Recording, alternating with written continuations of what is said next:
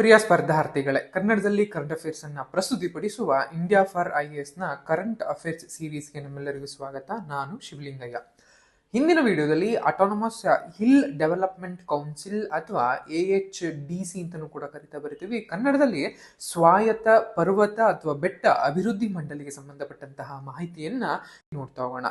So ಈ ಸುದ್ದಿನಲ್ಲಿ ಏನಕ್ಕಿತ್ತು ಅಥವಾ ಇತ್ತೀಚೆಗೆ ಕಾಂಟೆಕ್ಸ್ಟ್ ಅಲ್ಲಿ ಏನಕ್ಕಿತ್ತು ಅಥವಾ ಎಕ್ಸಾಮ್ ಪರ್ಸ್ಪೆಕ್ಟಿವ್ ಇಂದಾಗಿ ಹೇಗೆ ಈ ನಮ್ಮ ಅಟಾನಮಸ್ ಹಿಲ್ ಡೆವಲಪ್ಮೆಂಟ್ ಕೌನ್ಸಿಲ್ಗಳು ತುಂಬಾನೇ ಇಂಪಾರ್ಟೆಂಟ್ ಅನ್ನುವಂತಹ ಸುದ್ದಿಯನ್ನು ನಾವು ನೋಡ್ತಾ ಹೋಗೋಣ. ಮೊದಲಿಗೆ ಕಾಂಟೆಕ್ಸ್ಟ್ ಅನ್ನ ನೋಡೋದಾದ್ರೆ, ಕೇಂದ್ರ ಗೃಹ ಸಚಿವಾಲಯ ಅಥವಾ ಹೋಮ್ ಮಿನಿಸ್ಟ್ರಿ ಅವರು ಲಡಾಖ್ನ ಮುಖಂಡರ ನಡುವೆ ಕೇಂದ್ರಾಡಳಿತ ಪ್ರದೇಶಕ್ಕೆ ಸಂವಿಧಾನ 371ನೇ ವಿಧಿಯಡಿ ವಿಶೇಷ ಸಾಂವಿಧಾನಿಕ ರಕ್ಷಣೆಗಳನ್ನ ವಿಸ್ತರಿಸಲು ತಾತ್ವಿಕ ಒಪ್ಪಂದಕ್ಕೆ ಏರ್ಪಟ್ಟಿದೆ.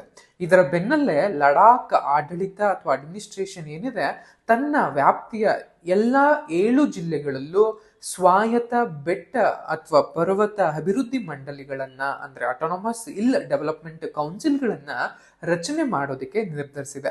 ಆ ಮೂಲಕ ಲಡಾಖ್ನ ಈ ಒಂದು ಅಡ್ಮಿನಿಸ್ಟ್ರೇಟಿವ್ ಏನು 7 ಹಿಲ್ ಕೌನ್ಸಿಲ್ಗಳೇನಿದೆ ಅದು ಈ ಡಿಸೆಂಟ್ರಲೈಸೇಷನ್ ಸಂಬಂಧಪಟ್ಟ ಹಾಗೆ, ರೆಪ್ರೆಸೆಂಟೇಷನ್ಗೆ ಸಂಬಂಧಪಟ್ಟ ಹಾಗೆ, ಕಾನ್ಸ್ಟಿಟ್ಯೂಷನಲ್ ಸೇಫ್ ಗಾರ್ಡ್ಗಳಿಗೆ ಸಂಬಂಧಪಟ್ಟ ಹಾಗೆ, ಡೆಮೊಕ್ರೆಟಿಕ್ ಗವರ್ನೆನ್ಸ್ಗೆ ಸಂಬಂಧಪಟ್ಟ ಹಾಗೆ ಒಂದಷ್ಟು ವಿವಾದಗಳನ್ನ ಹುಟ್ಟಿ.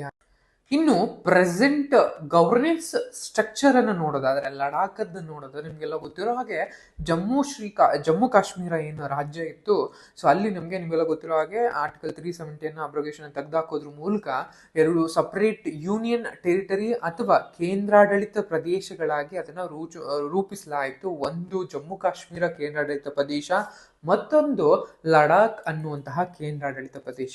Ladakh as of now lieutenant governor ಏನಿದ್ದಾರೆ ಅಂದ್ರೆ ministry of home affairs under ಅಲ್ಲಿ ಲೆಫ್ಟಿನೆಂಟ್ ಗವರ್ನರ್ ಅವರ ಆಳ್ವಿಕೆಗೆ ಒಳಪಟ್ಟಿರುತ್ತೆ ಅನ್ನುವಂಥದ್ದು ಗೊತ್ತಿಲ್ಲಿ.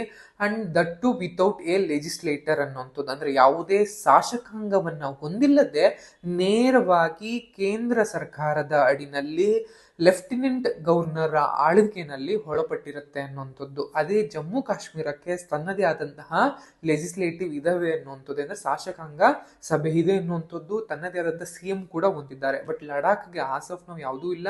ಇವನ್ ಲಡಾಖ್ ಅವರು ಕೂಡ ಅದನ್ನ ಅವಾಗಿಂದ ಅವರಲ್ಲಿ ತನ್ನ ಬೇಡಿಕೆಯನ್ನ ಇಟ್ಟಿರುವಂಥದ್ದು.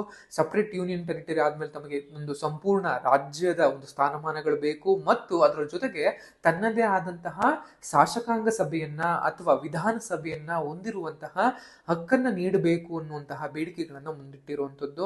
ಅದ್ರ ಜೊತೆಗೆ ಆಸ್ ಆಫ್ ನೌ ನೀವು ಲಡಾಖ್ ಅನ್ನ ನೋಡೋದಾದ್ರೆ, ಲಡಾಖ್ ಅಲ್ಲಿ 2 ಅಟಾನಮಸ್ ಹಿಲ್ ಡಿಸ್ಟ್ರಿಕ್ಟ್ ಗಳು ಇರೋದು ಅನ್ನುವಂಥದ್ದು. ಯಾವ್ದಾದ್ರು ಅಂತ ನೋಡ್ತಾ ಬಂದಾಗ ಲೇ ಮತ್ತು ಕಾರ್ಗಿಲ್ ಅನ್ನುವಂಥದ್ದು, ಇವೆರಡನ್ನೂ ಕೂಡ 1997ರ Ladakh autonomous hill development council act ಅಂತ ಕರಿತಾ ಬರ್ತಾರೆ. 1997ರಲ್ಲಿ ಈ ಆಕ್ಟ್ ಅನ್ನ ಪಾಸ್ ಮಾಡಲಾಯಿತು. ಈ ಆಕ್ಟ್ ನ ಅಂಡರ್ ನಲ್ಲಿ ಈಗಿನ ಲಡಾಖ್ ಕೇಂದ್ರಾಡಳಿತ ಪ್ರದೇಶದಲ್ಲಿರುವಂತಹ ಲೇ ಡಿಸ್ಟ್ರಿಕ್ಟ್ ಮತ್ತು ಇನ್ನೊಂದು ಕಾರ್ಗಿಲ್ ಡಿಸ್ಟ್ರಿಕ್ಟ್ ಎರಡನ್ನು ಕೂಡ ಒಂದು separate autonomous hill development council ತರಲಾಯಿತು. ಸೊ ಇವರು ಅಂಡರ್ ಅಡ್ಮಿನಿಸ್ಟ್ರೇಟಿವ್ ಅಥವಾ ಡಿಸ್ಟ್ರಿಕ್ಟ್ ಅಡ್ಮಿನಿಸ್ಟ್ರೇಷನ್ ಅನ್ನು ನೋಡೋದಾದ್ರೆ ಡೆಪ್ಯೂಟಿ ಕಮಿಷನರ್ಸ್ ಏನಿರ್ತಾರೆ ಅವರು ಇದನ್ನ ಗವರ್ನೆನ್ಸ್ ಆಗಿರ್ಬೋದು ಅಥವಾ ಇಂಪ್ಲಿಮೆಂಟೇಷನ್ ಆಫ್ ಯೂನಿಟರಿ ಪಾಲಿಸೀಸ್ ಆಗಿರ್ಬೋದು ಇವನ್ನೆಲ್ಲೂ ಕೂಡ ಲುಕ್ ಓವರ್ ಮಾಡ್ತಾರೆ ಅನ್ನುವಂಥದ್ದು ಗೊತ್ತಿರಲಿ. ಅಂಡ್ ಪಂಚಾಯತ್ ರಾಜ್ ಸಿಸ್ಟಮ್ಸ್ ಕೂಡ ಇಲ್ಲಿ ಇರುತ್ತೆ. ಯೂಶಲಿ ಗ್ರಾಮ ಪಂಚಾಯತ್ ಆಗಿರ್ಬೋದು, ಬ್ಲಾಕ್ ಡೆವಲಪ್ಮೆಂಟಲ್ ಕೌನ್ಸಿಲ್ಗಳಾಗಿರ್ಬೋದು, ಗ್ರಾಸ್ ರೂಟ್ ಏನು ರೂರಲ್ ಗವರ್ನೆನ್ಸ್ ಏನಿರುತ್ತೆ, ಲೋಕಲ್ ಡೆವಲಪ್ಮೆಂಟ್ ಏನಿರುತ್ತೆ, ಇದೆಲ್ಲವನ್ನು ಕೂಡ ಅಲ್ಲಿ ಇಂಪ್ಲಿಮೆಂಟ್ ಆಗ್ತಾ ಬರುತ್ತೆ ಅನ್ನುವಂಥದ್ದನ್ನ ನೋಡ್ತಾ ಬರ್ತಾರೆ. ಇನ್ನೊಂದು ಆರ್ಟಿಕಲ್ 371 ಅಂತಾನು ಕೂಡ ಇರುತ್ತೆ. ನಿಮ್ಗೆಲ್ಲ ಗೊತ್ತಿರೋ ಆರ್ಟಿಕಲ್ 371 ಅನ್ನುವಂಥದ್ದು ವಿಶೇಷ ಸ್ಥಾನಮಾನಕ್ಕೆ ಸಂಬಂಧಪಟ್ಟಿರುವಂಥದ್ದು. ಇವನ್ ಕರ್ನಾಟಕದಲ್ಲೂ ಕೂಡ ನಿಮಗೆ 371J ಅನ್ನು ನೋಡೋದಾದ್ರೆ ನಮ್ಮ ಕಲ್ಯಾಣ ಕರ್ನಾಟಕಕ್ಕೆ ಸಂಬಂಧಪಟ್ಟಿರೋದು. ಅದೇ ರೀತಿಯಲ್ಲಿ ಆರ್ಟಿಕಲ್ 371 ನಲ್ಲಿ ಏನು UT ಲೆವೆಲ್ ರೆಪ್ರೆಸೆಂಟೇಟಿವ್ ಬಾಡಿ ಆಗಿರ್ಬೋದು with legislative, executive and financial powers under the discussion ಬಗ್ಗೆನೂ ಕೂಡ ಮಾತುಕತೆಗಳು ನಡೀತಾ ಇರುವಂತದ್ದು. ಅಂಡ್ ಈ ಒಂದು ಲಡಾಖ್ ನಲ್ಲೂ ಕೂಡ ಒಟ್ಟು 7 ಜಿಲ್ಲೆಗಳಿದಾವೆ. ಅವು ಯಾವ್ಯಾವ ಅಂತ ನೋಡ್ತಾ ಬಂದ್ರೆ ಲೇಹ್ ಆಗಿರ್ಬೋದು, ಕಾರ್ಗಿಲ್ ಆಗಿರ್ಬೋದು, ಶಾಮ್ ಆಗಿರ್ಬೋದು, ನುಬ್ರಾ ಆಗಿರ್ಬೋದು, ಅಂಡ್ ಜನ್ಸ್ಕರ್ ಆಗಿರ್ಬೋದು, ದ್ರಾಸ್ ಅಂಡ್ ಚಾಂಗ್ಧಾಂಗ್ ಅಂತ ಕರೀತಾ ಈ ಒಟ್ಟು 7 ಡಿಸ್ಟ್ರಿಕ್ಟ್ ಗಳನ್ನ ಲಡಾಖ್ ಹೊಂದಿರುವಂತದ್ದನ್ನ ನೀವು ನೋಡ್ತಾ ಬರ್ತೀವಿ. ಇನ್ನು ಈ ಸ್ವಾಯತ್ತ ಬೆಟ್ಟ ಅಭಿವೃದ್ಧಿ ಮಂಡಳಿಗಳು ಅಥವಾ ಅಟಾನಮಸ್ ಹಿಲ್ ಡೆವಲಪ್ಮೆಂಟ್ ಕೌನ್ಸಿಲ್ಗಳ ಬಗ್ಗೆ ನೋಡೋದಾದ್ರೆ ಮುಖ್ಯವಾಗಿ ಏನಕ್ಕೆ ಬೇಕು ಅನ್ನುವಂಥದ್ದು ನಮ್ಗೆ ಪ್ರಶ್ನೆ ಇರುವಂತದ್ದು. ಒಂದು ಗ್ರಾಸ್ ರೂಟ್ ಲೆವೆಲ್ ಅಲ್ಲಿ ಗವರ್ನೆನ್ಸ್ ಕೊಡುತ್ತೆ ಅನ್ನುವಂಥದ್ದು. ಯಾಕಂದ್ರೆ faster and more responsive local ಅಡ್ಮಿನಿಸ್ಟ್ರೇಷನ್ಗಳು ಇರ್ತವೆ ಅನ್ನುವಂಥದ್ದು, ಅಂಡ್ ರೀಜನಲ್ ರೆಪ್ರೆಸೆಂಟೇಷನ್ ಆಗಿರ್ಬೋದು, ಅಡ್ಮಿನಿಸ್ಟ್ರೇಟಿವ್ ಎಫಿಷಿಯನ್ಸಿ ಆಗಿರ್ಬೋದು, ಬ್ಯಾಲೆನ್ಸ್ಡ್ ಡೆವಲಪ್ಮೆಂಟ್ಗಳು ಮತ್ತು ಡೆಮೊಕ್ರೆಟಿಕ್ ಡಿಸೆಂಟ್ರಲೈಸೇಷನ್ ಇದು ಮಾಡೋದಕ್ಕೆ ಇವೆಲ್ಲವೂ ಕೂಡ ತುಂಬಾ ಹೆಲ್ಪ್ ಮಾಡ್ತದೆ ಅನ್ನುವಂಥದ್ದು ನಿಮ್ಗೆಲ್ಲರೂ ಕೂಡ ಗೊತ್ತಿರಬೇಕಾಗತ್ತೆ. ಸೊ ಅದ್ರ ಜೊತೆಗೆ ಇದೊಂದು ವಿಕೇಂದ್ರೀಕೃತ ಆಡಳಿತ ಅಂತಲೂ ಕೂಡ ಕನ್ನಡದಲ್ಲಿ ಕರೀತಾ ಬರ್ತೀವಿ. ಸೊ ನಿಮ್ಗೆಲ್ಲರೂ ಗೊತ್ತಿರೋ ಹಾಗೆ ಇದೊಂದು ವಿಕೇಂದ್ರೀಕೃತ ಆಡಳಿತದಲ್ಲಿ ಅಂಡ್ ಕಾಯ್ದೆ ಅಡಿ ನಿಮ್ಗೆ ಅವಾಗಲೇ ಹೇಳಿದಾಗೆ Ladakh autonomous hill development council act ಅಂತ ಏನಿರುತ್ತೆ 1997ರಲ್ಲಿ ತಂದಂತ ಆಕ್ಟ್ ಅಂಡರ್ ಅಲ್ಲಿ ಇವೆರಡು ಕೂಡ ಕಾರ್ಯವನ್ನು ನಿರ್ವಹಿಸ್ತವೆ ಈ ಒಂದು ಅನ್ನುವಂಥದ್ದು. ಇನ್ನೊಂದು ನಿಮ್ಗೆಲ್ಲ ಪ್ರಶ್ನೆ ಇರುವಂತದ್ದು ಅಟಾನಮಸ್ ಹಿಲ್ ಡೆವಲಪ್ಮೆಂಟ್ ಕೌನ್ಸಿಲ್ ಅಂದ್ರೆ ಏನು ಅನ್ನುವಂಥದ್ದು. ಇದೊಂದು ಅಟಾನಮಸ್ ಹಿಲ್ ಡೆವಲಪ್ಮೆಂಟ್ ಕೌನ್ಸಿಲ್ ಅನ್ನುವಂಥದ್ದು elected local self government institutions ಅಂತ ಕರಿತಾ ಬರ್ತೀವಿ.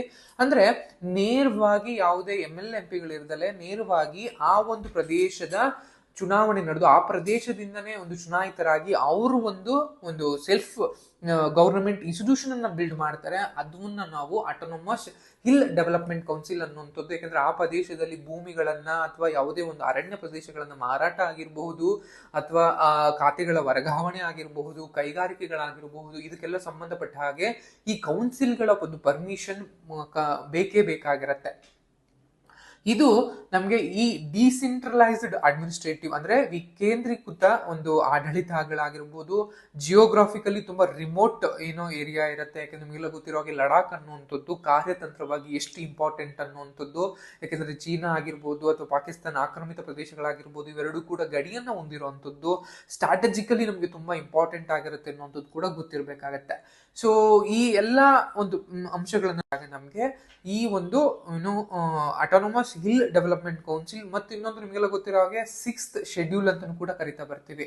ಸೊ ಯಾಕಂದ್ರೆ ಕಾನ್ಸ್ಟಿಟ್ಯೂಷನ್ ಅಲ್ಲಿ ಒಟ್ಟು ಶೆಡ್ಯೂಲ್ 12 ಇರ್ತವೆ. ಆ 12 ಶೆಡ್ಯೂಲ್ಗಳಲ್ಲಿ ನಿಮ್ಗೆಲ್ಲ ಗೊತ್ತಿರೋ ಹಾಗೆ ಸೊ 6th ಶೆಡ್ಯೂಲ್ ಅನ್ನು ನಾವು ನೋಡ್ತಾ ಬಂದಾಗ ತುಂಬಾ ಇಂಪಾರ್ಟೆಂಟ್ ಆಗಿರುತ್ತೆ.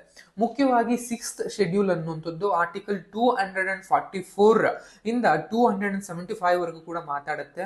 ಇಲ್ಲಿ ಮುಖ್ಯವಾಗಿ ನಮಗೆ ಅಟಾನಮಸ್ ಅಡ್ಮಿನಿಸ್ಟ್ರೇಷನ್ ಮತ್ತು self governments to the tribal regions, ಮುಖ್ಯವಾಗಿ ನಾರ್ತ್ ಈಸ್ಟರ್ನ್ ರೀಜನ್ಗಳಾಗಿರಬಹುದು, ಅಸ್ಸಾಂ, ಮೇಘಾಲಯ, ತ್ರಿಪುರಾ ಅಂಡ್ ಮಿಜೋರಾಂ ನಲ್ಲಿ ಇವೆಲ್ಲ ಕೂಡ ಕಂಡು ಬರ್ತವೆ. ಅದಕ್ಕೆ ಹೊರತಾಗಿ ಇರುವಂತದ್ದು ನಮಗೆ ಈ ಒಂದು ಅಟಾನಮಸ್ ಹಿಲ್ ಡೆವಲಪ್ಮೆಂಟ್ ಕೌನ್ಸಿಲ್ಗಳು ಇರುವಂತದ್ದು ಅಂತ ಇರಲಿ. ಅಟಾನಮಸ್ ಅಡ್ಮಿನಿಸ್ಟ್ರೇಟಿವ್ ಬೇರೆ ಅಂಡ್ ಇದು ಬೇರೆ ಅನ್ನುವಂಥದ್ದು ಮುಖ್ಯವಾಗಿ ನಿಮಗೆ ಗೊತ್ತಿರಬೇಕಾಗತ್ತೆ. ಸೊ ಈ ಒಂದು ಅಟಾನಮಸ್ ಹಿಲ್ ಡೆವಲಪ್ಮೆಂಟ್ ಕೌನ್ಸಿಲ್ಗಳಿದಾವೆ.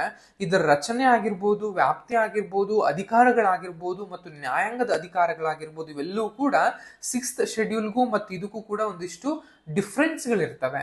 ಸೊ ಇದು ನಮಗೆ ಮುಖ್ಯವಾಗಿ ತಿಳ್ಕೊಬೇಕಾಗಿರುವಂಥದ್ದು. ಈ ಡಿಫ್ರೆನ್ಸ್ಗಳು ಏನೇನು ಅಂತ ನೋಡ್ತಾ ಬಂದಾಗ ನಮಗೆ ಮುಖ್ಯವಾಗಿ ಕಾಣುವಂಥದ್ದು ರಚನೆ ಅನ್ನುವಂಥದ್ದು. ರಚನೆಯನ್ನ ನೋಡ್ತಾ ಬಂದಾಗ ಈ ಅಟಾನಮಸ್ ಹಿಲ್ ಡೆವಲಪ್ಮೆಂಟ್ ಕೌನ್ಸಿಲ್ಗಳನ್ನ ನಮಗೆ ಸಂಸತ್ತಿನ ಕಾಯ್ದೆ ಅಥವಾ ಕೇಂದ್ರಾಡಳಿತ ಪ್ರದೇಶದ ಕಾನೂನಿನ ಮೂಲಕ ಅದನ್ನ ರಚನೆ ಮಾಡಲಾಗತ್ತೆ. ಅದೇ ನೀವು 6th ಶೆಡ್ಯೂಲ್ ಬಂದಾಗ ಡೈರೆಕ್ಟ್ ಆಗಿ ಕಾನ್ಸ್ಟಿಟ್ಯೂಷನಲ್ ಅಂಡರ್ ನಲ್ಲಿ ನಾವು ಅದನ್ನ ನೋಡ್ತಾ ಬರ್ತೀವಿ. ಆರ್ಟಿಕಲ್ 244 ಸಬ್ ಕ್ಲಾಸ್ 2ರಿಂದ ಹಿಡಿದು 275 ಸಬ್ ಕ್ಲಾಸ್ 1ರ ಅಡಿನಲ್ಲಿ ನಮಗೆ ಸಾಂವಿಧಾನಿಕ ಸ್ಥಾನಮಾನವನ್ನ ಕಾನ್ಸ್ಟಿಟ್ಯೂಷನಲ್ ಸ್ಟೇಟಸ್ ಅನ್ನ ಕೊಡಲಾಗಿದೆ ಅನ್ನುವಂಥದ್ದು ಗೊತ್ತಿರಬೇಕಾಗತ್ತೆ. ಇನ್ನು ವ್ಯಾಪ್ತಿಯನ್ನ ನೋಡೋದಾದ್ರೆ ಈ ಸ್ವಾಯತ್ತ ಹಿಲ್ ಡೆವಲಪ್ಮೆಂಟ್ ಕೌನ್ಸಿಲ್ಗಳೇನಿದಾವೆ ಕೇವಲ ಲಡಾಖ್ ಪ್ರದೇಶಕ್ಕೆ ಮಾತ್ರನೇ ಇಂಪ್ಲಿಮೆಂಟ್ ಆಗುತ್ತೆ ಅನ್ನುವಂಥದ್ದು. ಅದೇ 6th ಶೆಡ್ಯೂಲ್ ಅನ್ನು ನೋಡ್ತಾ ಬಂದಾಗ ಅಸ್ಸಾಂ ರಾಜ್ಯ ಆಗಿರಬಹುದು, ಮೇಘಾಲಯ ರಾಜ್ಯ ಆಗಿರಬಹುದು, ತ್ರಿಪುರಾ ಅಂಡ್ ಮಿಜೋರಾಂ ರಾಜ್ಯದ ಅಧಿಸೂಚಿತ ಬುಡಕಟ್ಟು ಪ್ರದೇಶಗಳೇನಿದಾವೆ ಅಲ್ಲಿ ಅದು ಇಂಪ್ಲಿಮೆಂಟ್ ಆಗುತ್ತೆ ಅನ್ನುವಂಥದ್ದು ಗೊತ್ತಿರಲಿ.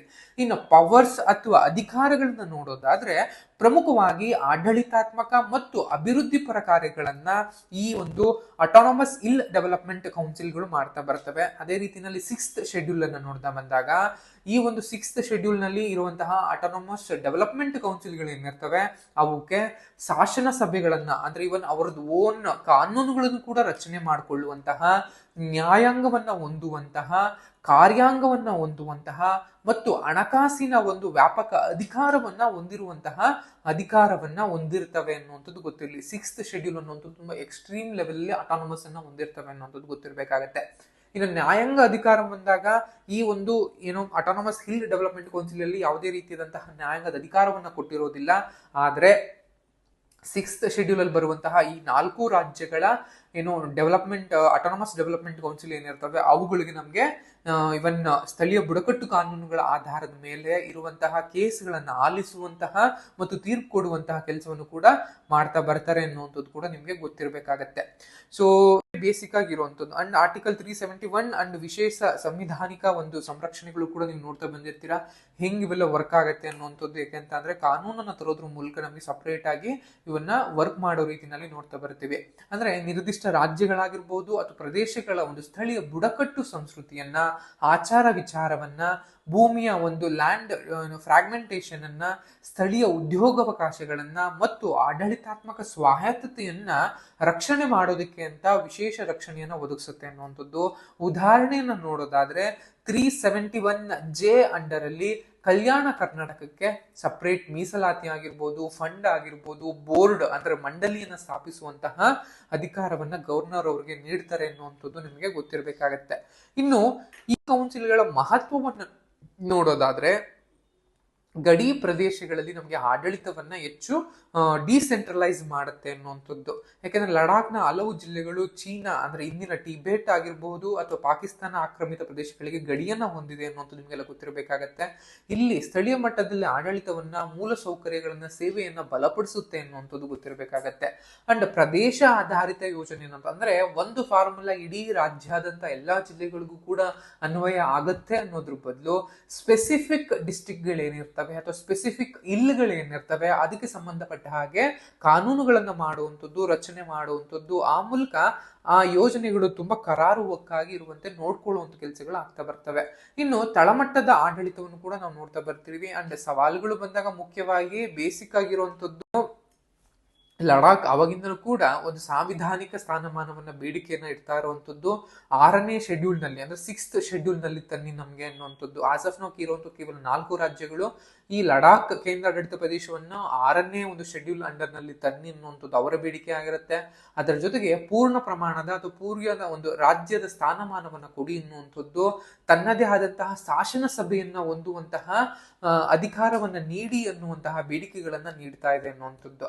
ಅದಲ್ಲದೆ ಈ ಒಂದು ಸಾರ್ವಜನಿಕ ಸಂಸ್ಥೆಗಳನ್ನು ಕೂಡ ನಡುವೆ ಘರ್ಷಣೆ ಇದೆ ಅನ್ನುವಂಥದ್ದು ನಾವು ನೋಡ್ತಾ ಬಂದಿದ್ದೇವೆ. ಅಂದ್ರೆ ಪಂಚಾಯತ್ ರಾಜ್ ಮತ್ತು ಈ ಏನು ಆಟೋನಮಸ್ ಹಿಲ್ ಡೆವಲಪ್ಮೆಂಟ್ ಕೌನ್ಸಿಲ್ಗಳು ಇರ್ತವೆ ಅವುಗಳ ನಡುವೆ ಕೂಡ ಅಧಿಕಾರಕ್ಕೆ ಒಂದಷ್ಟು ಕ್ಲಾಶ್ಗಳು ಆಗಬಹುದು ಅನ್ನುವಂತಹ ಸಮಸ್ಯೆಗಳನ್ನು ಕೂಡ ನಾವು ನೋಡ್ತಾ ಬಂದಿರ್ತೀವಿ.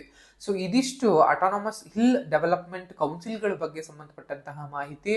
ಈ ಮಾಹಿತಿ ಇಷ್ಟ ಆಗಿದೆ ಅಂತ ಭಾವಿಸ್ತಾ ಈ ವಿಡಿಯೋನಲ್ಲಿ ಏನ್ ಮಾಡ್ತಾ ಇದ್ದೀನಿ. Thank you.